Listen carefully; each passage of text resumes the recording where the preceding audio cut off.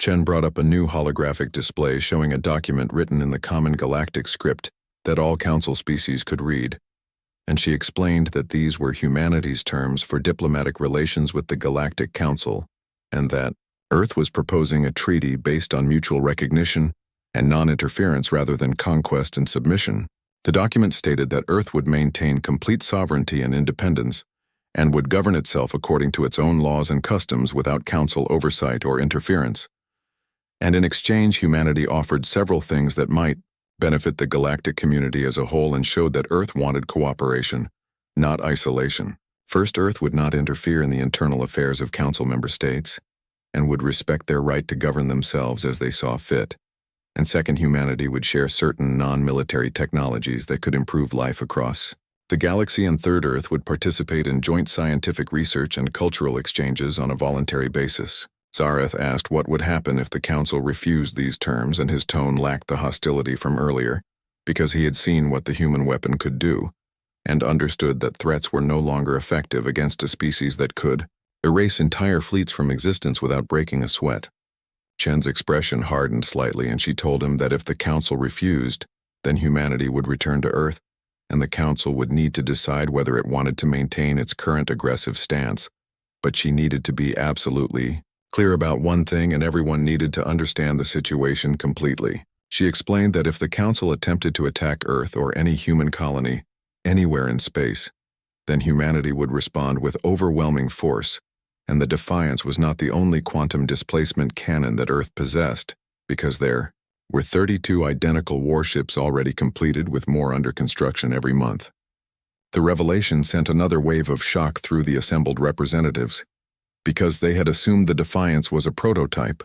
or perhaps one of only a handful of experimental vessels, but 32 ships capable of erasing targets from existence with no possible defense changed everything about the balance of power in the galaxy. Fexthor was silent for a long moment as he calculated the implications and realized that the Council could not win a war against humanity without suffering catastrophic losses that would leave them vulnerable to other enemies and rebellions from within their own empire, and the cost of conquest was suddenly far higher than any potential benefit. He told Chen that the Council would need time to deliberate on her proposal and discuss the terms among themselves before making a final decision, and Chen agreed and said that Earth was willing to wait for a reasonable period, but not forever, because her people wanted to know whether they would have peace or war. The Council called for a recess, and the representatives withdrew to their private chambers, while the leadership convened in secret session, and Chen and Mitchell were escorted to a waiting area that was technically a form of house arrest, though. Their guards maintained a respectful distance and treated them like dangerous diplomats rather than helpless prisoners. Mitchell commented quietly that things had gone better than expected, because he had honestly believed the Council might open fire the moment they demonstrated the weapon's capabilities and risk everything on a desperate attempt to preserve their authority and reputation. Chen settled into a chair and told him that the Council leaders were not stupid, even if they were arrogant and accustomed to getting their way through intimidation, and they had survived 3,000 years by knowing when to fight and when to negotiate, and when to adapt to changing circumstances. Harrison received an unexpected private communication on a secure channel, and was surprised to see Admiral Krell's image appear on his screen, and the Thaxian's expression was difficult to read, but seemed to show a mixture of curiosity and respect, rather than hostility. Krell said he wished to speak with Harrison directly as one warrior to another, without politics or diplomacy getting in the way, and Harrison raised an eyebrow, but agreed to listen, and Krell asked if the quantum displacement weapon was truly impossible to defend against with conventional technology. Harrison confirmed that their tests indicated standard shielding provided no protection, because the effect operated on a different dimensional plane that bypassed normal physical barriers, and Krell was silent as his clawed hands clenched and unclenched several times. The Admiral admitted that in all his years of military service, spanning decades of combat and thousands of engagements, he had never encountered a weapon system that rendered an entire fleet helpless, and it was a humbling experience for someone who had always relied on superior firepower and tactical skill. Harrison told him that humiliating the Council was not humanity's goal, and Earth did not want to dominate anyone or build an empire, and they just wanted to be left alone to chart their own course through the galaxy and develop their civilization at their own pace. Krell said that was a reasonable desire, but the Council had maintained order for millennia through strength, and if word spread that a single human ship had neutralized Nexus Prime's defenses, then other species might begin questioning the Council's authority, and some might rebel, and there could be widespread chaos. Harrison leaned back in his chair and suggested that perhaps the Council needed to rethink how it maintained order, because fear was a poor foundation for lasting peace, and humanity had learned that lesson through great suffering in their own history over thousands of years of warfare and conflict. Krell observed that humanity was a very young species compared to most Council members, but spoke with wisdom that seemed to come from ages of experience, and he asked how this was possible when Earth had only recently achieved spaceflight. Harrison explained honestly that humans had made every mistake imaginable throughout their history, and had built empires and conquered neighbors and tried to impose order through superior force, and fought wars that nearly destroyed their entire world. Multiple times, he told Krell that humanity had learned slowly and painfully that cooperation built on mutual respect lasted far longer than dominance built on fear, and eventually every empire collapsed when it encountered something stronger, or when the subject peoples finally had enough and rose up together. Krell studied the human commander for a long moment with an expression that might have been the Thaxian equivalent of respect, and told Harrison that he would remember this conversation, and that regardless of what the Council decided, Harrison had earned his personal respect as a fellow warrior. In the Council's private chambers, the debate raged with an intensity rarely seen in the ancient body, because species that had coexisted peacefully for centuries suddenly found themselves on opposite sides of a fundamental question about how to respond to a power that could destroy them, but chose restraint instead. Councillor Vekthar of the Norian Combine argued loudly that they should mass their fleets and destroy Earth before humanity could complete more warships, and they still had thousands of vessels and could overwhelm the humans through sheer numbers, even if losses would be heavy. Councillor Sulena of the Peaceful Worlds Coalition countered by asking what the cost would be, because the humans had demonstrated remarkable restraint and could have destroyed Council ships and killed millions on the station, but chose a surgical strike instead, which suggested they preferred peace to war. Zareth observed that humanity wished to negotiate from a position of strength, which was precisely what the Council had done to every species they encountered for 3,000 years, and perhaps turnabout was fair play. Vexthor had remained silent throughout much of the debate, but now he rose from his hovering throne and his crystalline form pulsed with colors that indicated he was about to say something important, and all conversation ceased as the other councillors waited to hear the speaker's thoughts. He told them they were considering the situation from the wrong perspective, and asking themselves whether they could defeat humanity, or maintain their authority, or preserve the Council's supremacy. But these were the wrong questions entirely. The correct question was what kind of galactic community they wished to build, because the Council had been founded after the Cataclysm Wars when 20 species fought each other to the edge of extinction, and they created the Council specifically to prevent such devastation from happening again. Vexthor said they had believed that strong central authority could maintain peace, and they had succeeded for 3,000 years without major galactic conflict, but they had achieved this by crushing any potential challengers before those challengers could threaten the established order. He admitted that humanity had now upset the balance, and the Council could no longer guarantee military dominance, so they must ask themselves whether peace through dominance was the only way, or whether they could build something better. Sulena leaned forward with interest and asked what Vexthor was proposing, and he told the chamber that he proposed accepting humanity's terms not merely as a practical necessity, but as the foundation for a new model of galactic governance based on voluntary cooperation among sovereign equals rather than forced subjugation. The Galactic Council had ruled the known universe for 3,000 years,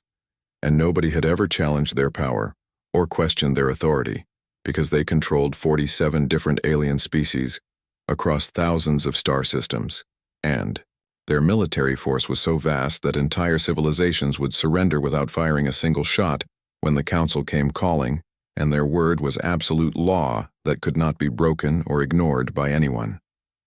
Earth had been discovered only 18 months ago by Council scouts who were mapping new sectors of space and looking for primitive worlds that could be added to their empire, and when they found humanity, they studied the planet from orbit for several weeks and decided that humans were just another weak species with basic technology that posed no threat to anyone and could easily be controlled and made to serve the Council's interests like so many others before them. The Council sent their first diplomatic message to Earth 3 months after the initial discovery, and the message was simple and direct, because the Council did not believe in wasting time with elaborate negotiations or discussions about terms and conditions that might give inferior species the wrong impression about their status. And the message stated that Earth must surrender its independence immediately and accept Council rule or face the consequences of defiance, which had never ended well for anyone in the past. Commander Jake Harrison stood on the bridge of humanity's newest warship, called the ESS Defiance, and watched the massive space station called Nexus Prime, growing larger on the main view screen as his ship approached at steady speed, and he was 42 years old with short brown hair and sharp blue eyes that had seen many difficult situations during his military career, but nothing quite like this moment because he was about to deliver humanity's answer to the Council's demands, and it was not the answer they expected. Lieutenant Maria Santos sat at the tactical station monitoring all the sensors and tracking systems, while keeping a close watch on the Council warships that were positioned around the Nexus Prime in defensive formations, and she had dark skin and darker eyes that never missed a detail no matter how small, and she was one of the best tactical officers in Earth's fleet, which was why Harrison had requested her for this mission specifically, because he knew he could trust her completely when things got dangerous. The Defiance was not a large ship by galactic standards because it measured only 300 meters from bow to stern and had a boxy design that looked crude and unrefined compared to the sleek, elegant vessels that the Council species flew. But appearances could be deceiving, and Harrison knew that his ship carried something the Council had never encountered before and would never expect from a species they considered primitive and backward and helpless. Santos spoke without taking her eyes off her displays, and reported that the Council was hailing them again and demanding that they power down all weapon systems and prepare to be boarded for inspection, and Harrison smiled slightly because he had been expecting this exact response and told her to ignore the transmission and maintain their current course and speed toward the station. 18 months ago, when the Council first made contact with Earth, the governments of the world had gone into emergency sessions trying to decide how to respond to this new threat from space, and some wanted to surrender immediately and hope for mercy while others wanted to fight, even though Earth's military technology seemed laughably primitive compared to what the aliens possessed. But there was a third group who knew something the Council did not know, and that secret would change everything. Earth scientists had been working on advanced weapons research for 80 years in secret underground laboratories that most people did not even know existed, and they had been studying quantum mechanics and dimensional physics and space-time manipulation, and had made breakthroughs that the Council's own scientists had never achieved despite having thousands of years more experience, because sometimes a fresh perspective and different approach could lead to discoveries that older civilizations had overlooked or dismissed as impossible. The quantum displacement cannon was humanity's greatest achievement, and it could target any point in space within 1 light hour and simply erase whatever existed at that location by collapsing the local space-time fabric and removing matter from existence without any explosion or debris or energy release,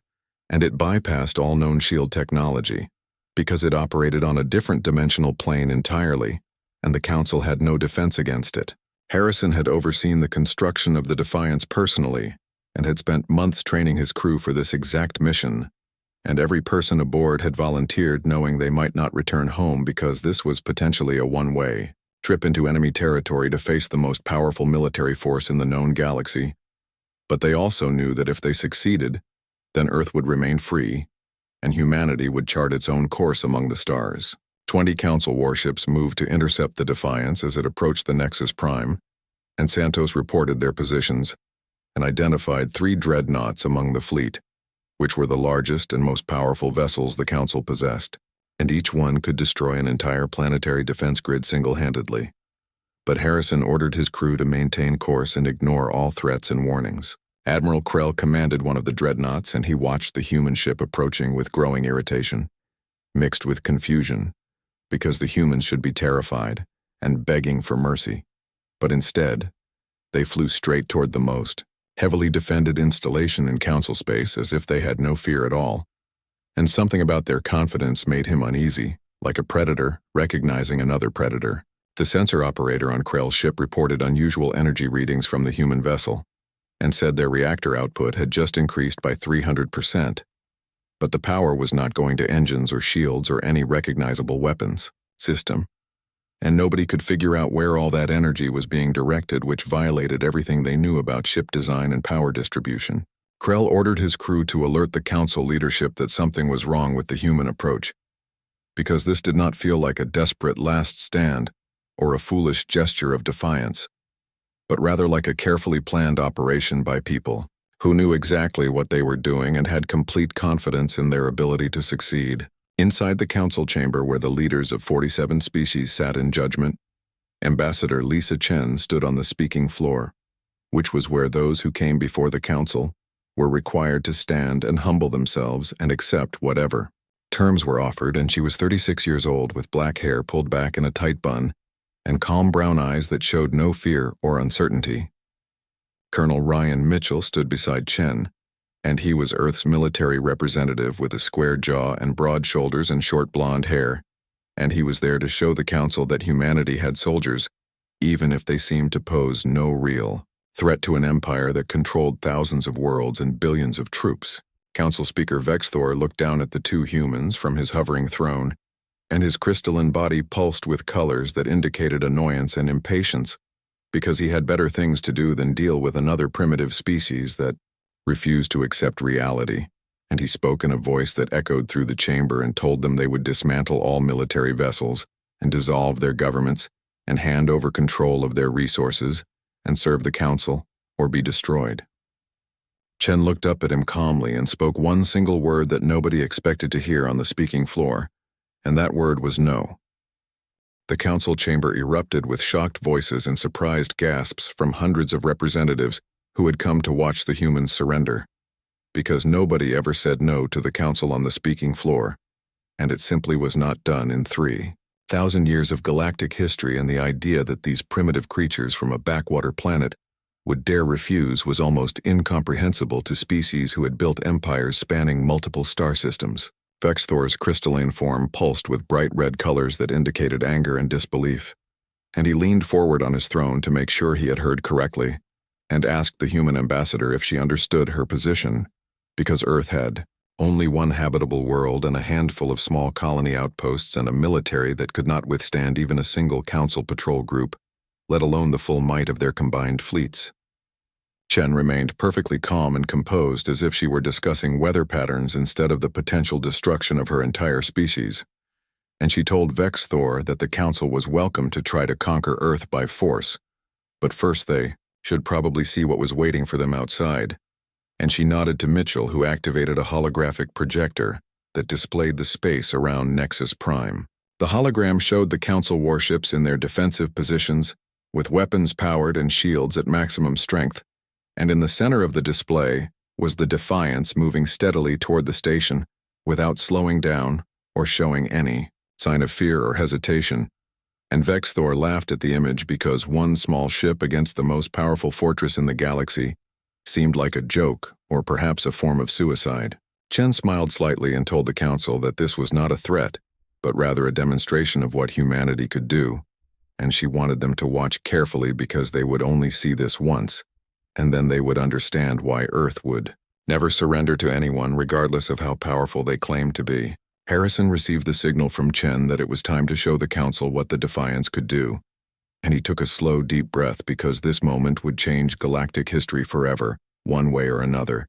And Santos reported that all systems were ready, and the main weapon was charged to full capacity and waiting for his command. The quantum displacement cannon did not look impressive from the outside because there was no glowing energy buildup, or visible weapon ports or obvious signs of power, and that was intentional, because Earth's engineers had designed it to be as discreet as possible so that enemies would not know what hit them until it was too late to react or defend themselves. Harrison gave the order to fire at the dark matter collectors on the northern pole of Nexus Prime, and explained that these collectors powered the station's shields and weapons and life support, and without them, the fortress would be helpless and dead in space, and Santos acknowledged the order and pressed the firing control. Nothing visible happened at first because the quantum displacement effect traveled faster than light and produced no beam or projectile or energy trail that could be seen or detected by normal sensors,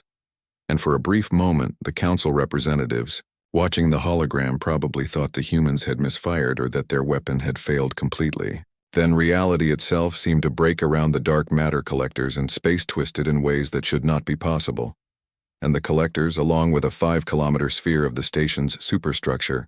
simply ceased to exist, as if someone had used an eraser to remove them from the universe, and there was no explosion or debris field or even heat signature, just empty space where solid matter had been moments before. Alarms screamed across every council vessel in the area, and the Nexus Prime's shields flickered and died as their power source vanished into nothing,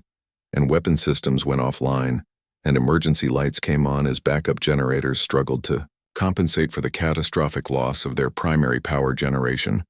And the massive station that had never been threatened in its entire existence was suddenly vulnerable and helpless. The council chamber fell absolutely silent as the representatives stared at the hologram, showing the impossible thing that had just happened, and nobody spoke or moved because they were trying to process what they had witnessed and understand how a primitive species could possess technology that made the council's most advanced weapons look like children's toys. Chen let the silence stretch for several seconds so that the full implications could sink in, and then she spoke calmly and explained that this was a surgical strike designed to disable the station without harming any living beings, and that the next shot could target the council chamber itself or the life support systems, or they could start eliminating council warships one by one until none remained. She paused and looked around at the shocked faces of representatives from species that had conquered countless worlds and fought wars lasting centuries, and had never imagined that they could be made helpless so easily and so completely. And she told them that Earth did not want war, but would not accept slavery either, and now they could discuss terms. Counselor Zareth was an insectoid being whose mandibles clicked rapidly, which was a sign of extreme distress among his species, and he demanded to know what kind of weapon could do this because their sensors had detected no energy buildup and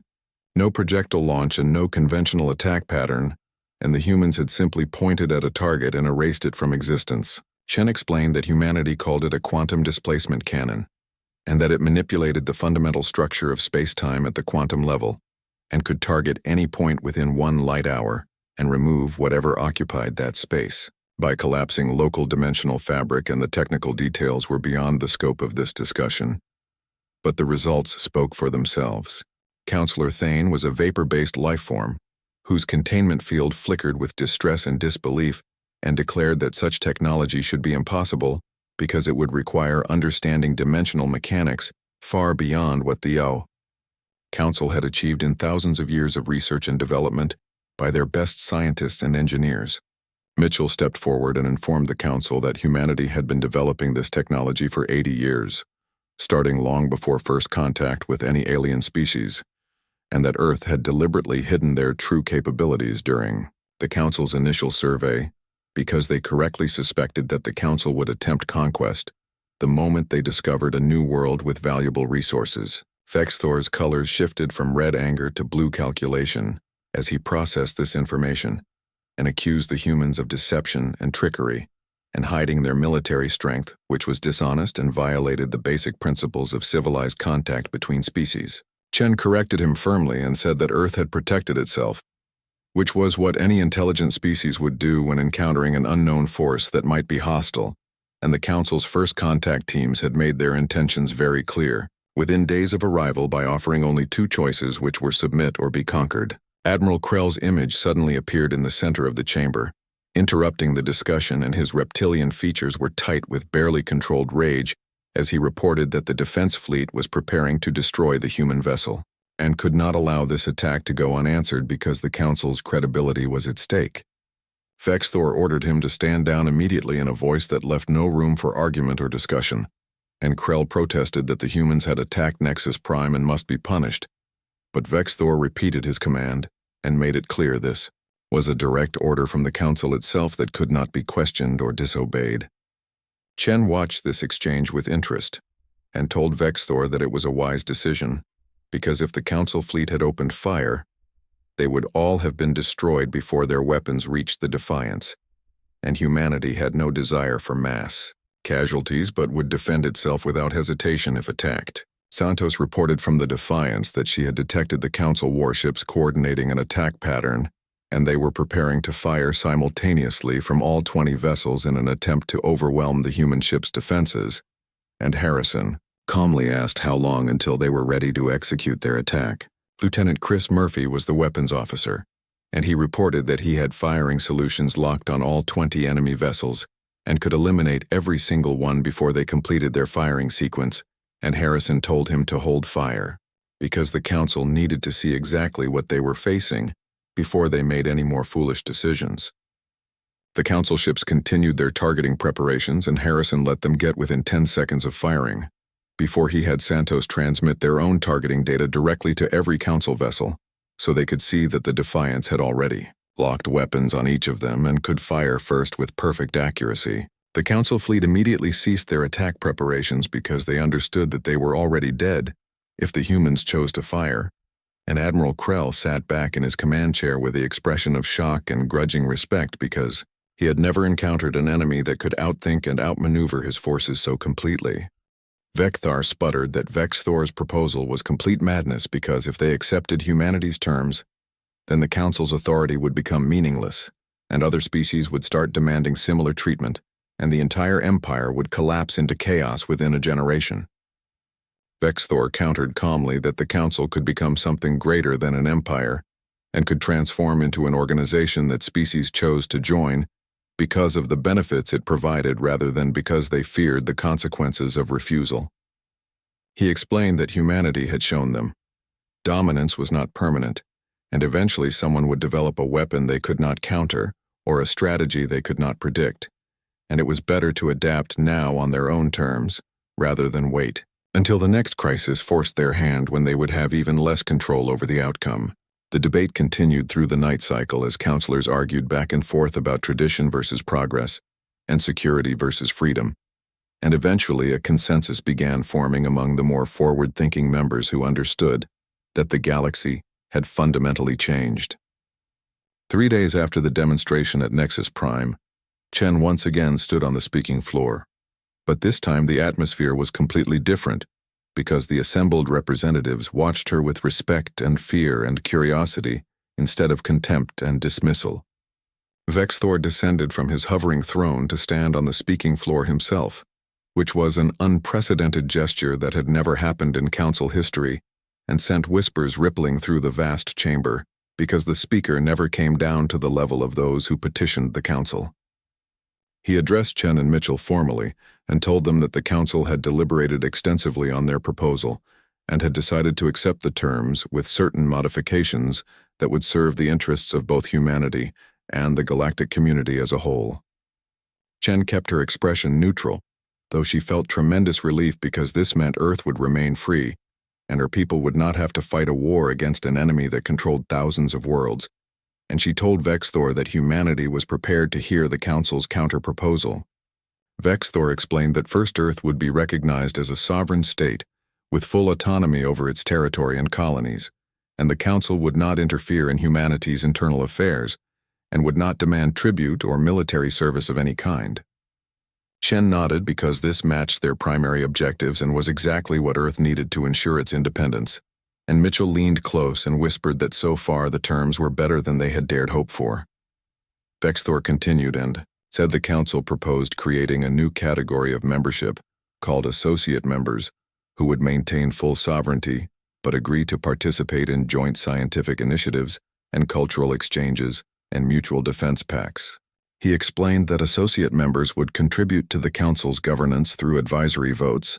but would not be bound by decisions they did not support, and would have the right to abstain or even publicly oppose Council actions they disagreed with. Mitchell whispered that this was far more than they had asked for, because the Council was offering a seat at the table without demanding that Earth surrender its independence, and it seemed almost too good to be true.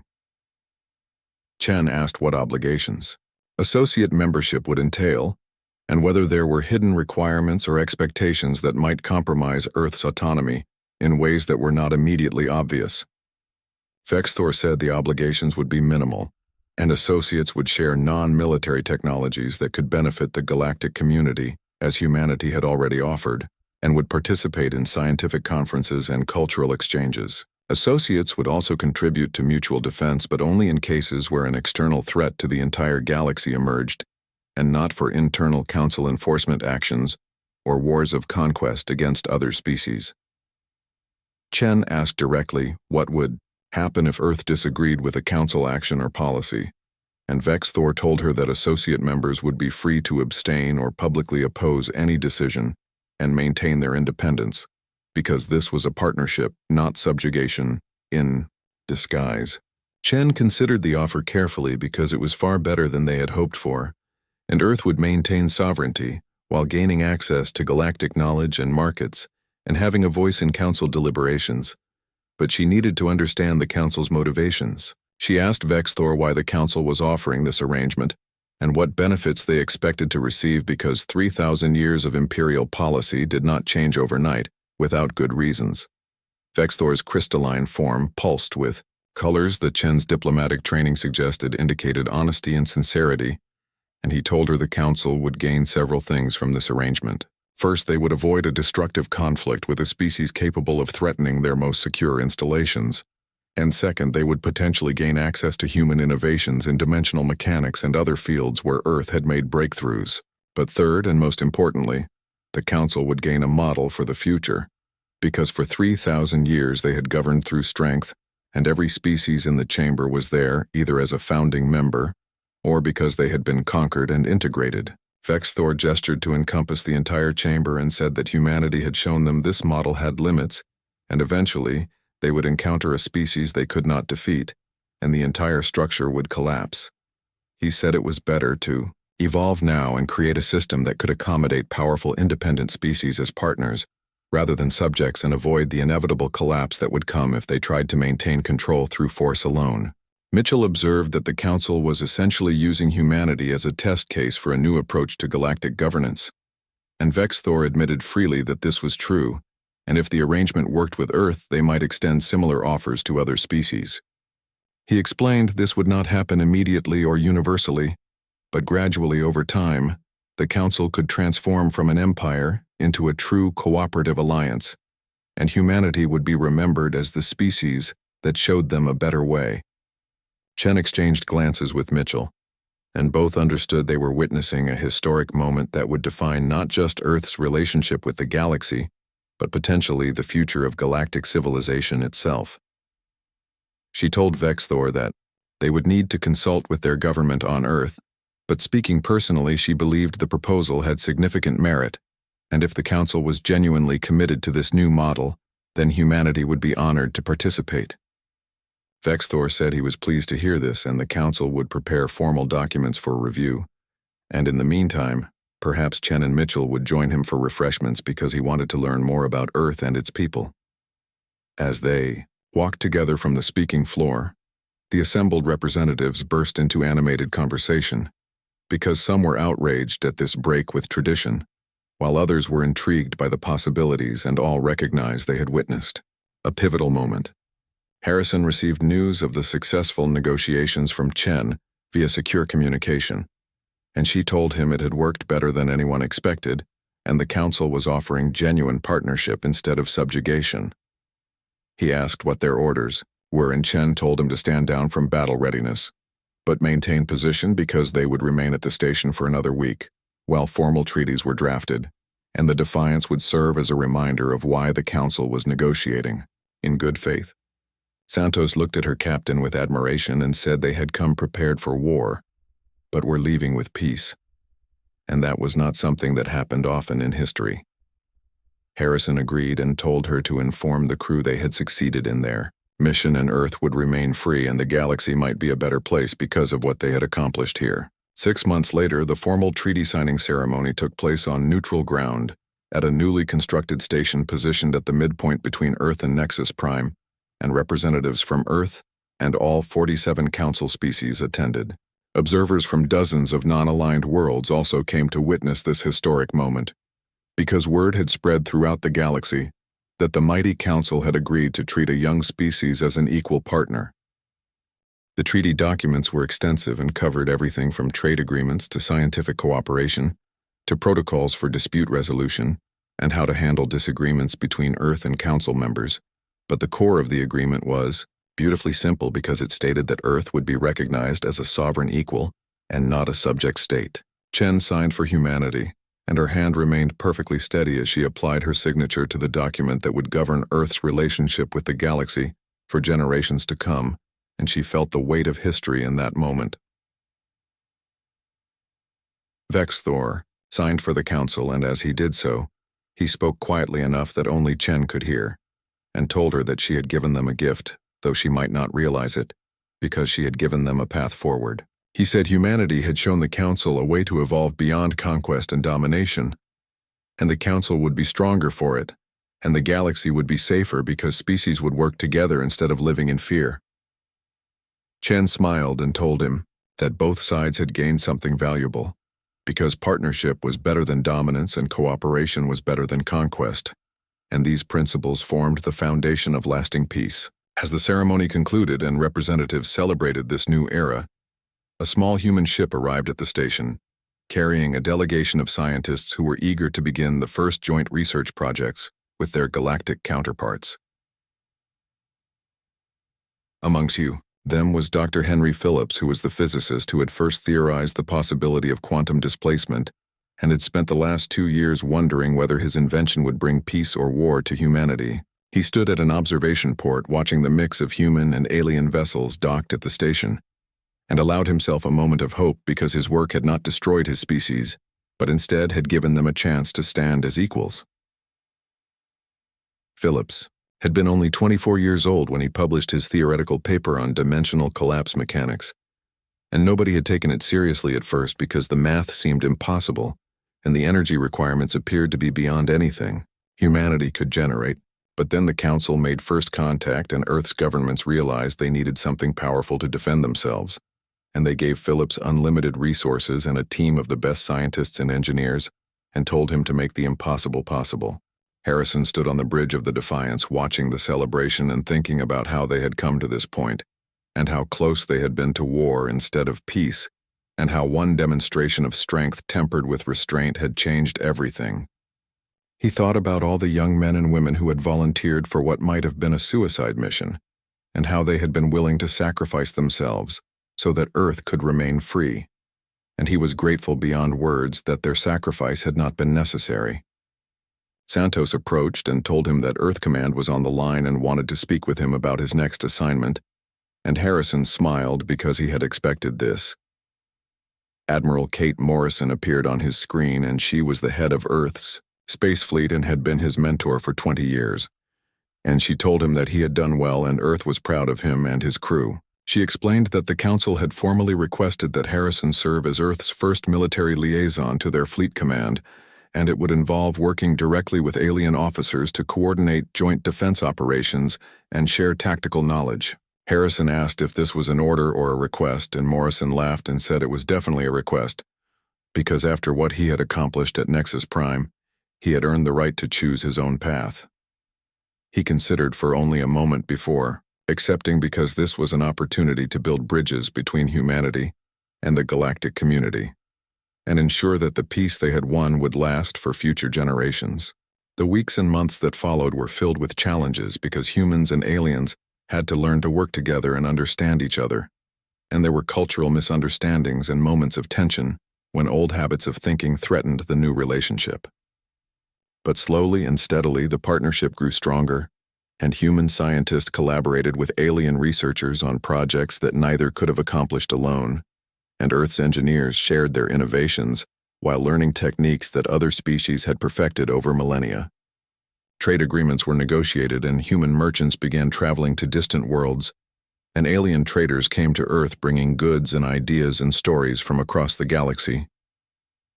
Chen became Earth's permanent ambassador to the Council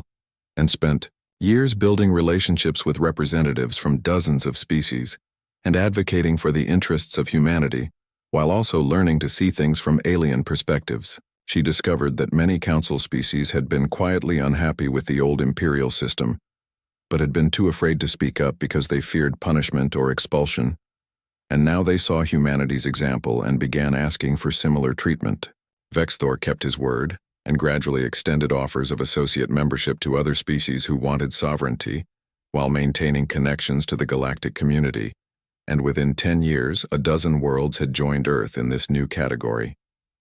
The transformation was not easy, and there were setbacks and failures along the way, because change on such a massive scale never happened smoothly, and some council members resisted every step of the process and wanted to return to the old ways. But the majority understood that the galaxy had fundamentally changed, and there was no going back to the days when the council ruled through fear and intimidation alone. Krell became one of humanity's strongest advocates within the council military command, because after his conversation with Harrison he had spent months studying human history and military philosophy,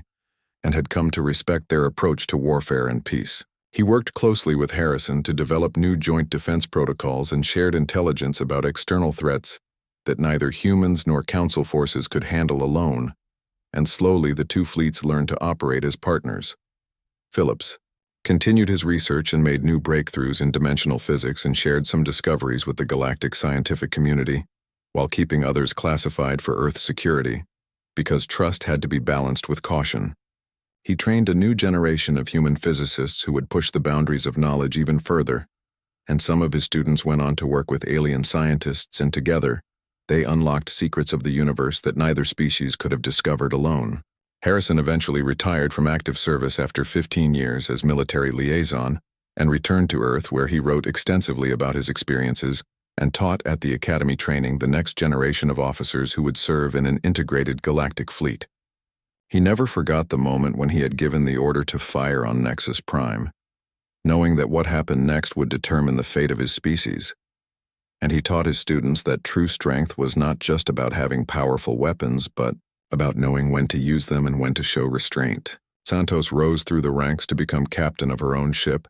and commanded one of the new generation of human vessels that patrolled trade routes and protected colonies, and worked alongside council ships to maintain peace. She remembered those tense moments on the bridge of the Defiance when they had been surrounded by enemy warships and could have died at any second, and she used those memories to stay humble and remember that peace was precious. Mitchell became Earth's Secretary of Defense and worked to ensure that humanity maintained its military strength, while also building cooperative relationships, because he understood that peace was not the absence of military capability, but rather the choice to use that capability wisely. Chen served as ambassador for 20 years before returning to Earth to write her memoirs and teach diplomacy at the university, and she told her students that the greatest achievement of her career was not the treaty she had signed, but the relationships she had built. She explained that the Council had feared no one for 3,000 years because they had been the strongest force in the galaxy, but they had learned that fear was not the same as respect, and dominance was not the same as leadership. And Earth had taught them a lesson that would echo through the ages, which was that true power came from having the strength to destroy your enemies, but choosing instead to offer them partnership and cooperation. The galaxy would never be quite the same again, because humanity had shown that a young species with innovative thinking could change the established order without destroying it, and could build something better through courage and wisdom. Children on Earth grew up learning about the day when Commander Harrison and Ambassador Chen went to Nexus Prime and faced down the most powerful empire in the galaxy, and won not through conquest, but through demonstrating that there was a better way. And on worlds across the galaxy,